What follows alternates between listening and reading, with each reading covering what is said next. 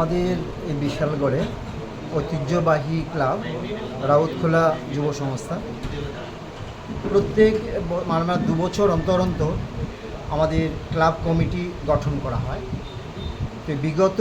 যে কমিটি আজকে মেয়াদ উত্তীর্ণ হলো, সেই কারণে আজকে নতুন কমিটি আগামী 2 বছরের জন্যে কার্যকরী এক নতুন কমিটি ফরমেশন করা হয়েছে এবং ক্লাবের সমস্ত সদস্যরা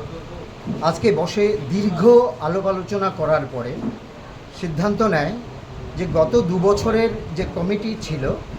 এবং চেয়ারম্যান শ্রী রঞ্জিত কুমার সাহা ছিল, সভাপতি তাপস কুমার সাহা ছিল, সম্পাদক সৈকত সাহা ছিল, এভাবে এবারেও 31 জন নিয়ে এই কমিটিটা তৈরি করা হয়।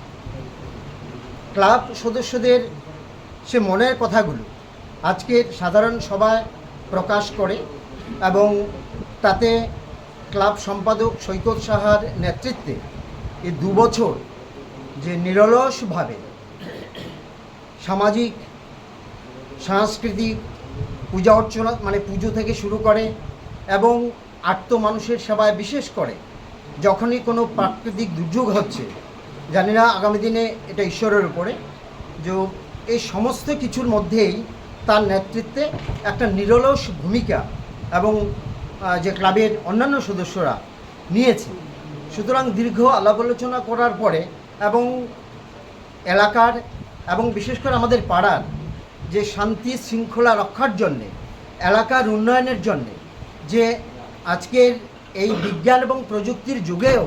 যে মানুষের যে মানবিক যে মূল্যবোধ, সেটা সৈকত সাহার নেতৃত্বে আমাদের ক্লাব এগিয়ে চলেছে। সুতরাং সব দিক বিচার বিবেচনা করে আমরা তাকেই আবার আগামী 2 বছর 2025-2026 ইংরেজি সন পর্যন্ত আমরা তার নেতৃত্বে এবং সভাপতি আছেন, চেয়ারম্যান আছেন, সেই পুনরায় সেই কমিটিকে আমরা সবাই মানে সর্বসম্মতিক্রমে সমস্ত সদস্যরা মিলে কোনো রকম বিতর্ক ছাড়া সেই কমিটিটা গঠন করা হয় এবং আমাদের ক্লাবের সমস্ত সদস্যরা আশা প্রকাশ করছে আগামী দিনে আরও বেশি করে ওরা কাজ করবে। আমরা সেই কারণে আমরা তাদেরকে অসংখ্য ধন্যবাদ জানাচ্ছি এবং সাথে যারা আপনারা এসেছেন সংবাদ মহল, তাদেরকেও আমাদের ক্লাবের পক্ষ থেকে আন্তরিক অভিনন্দন জ্ঞাপন করছি।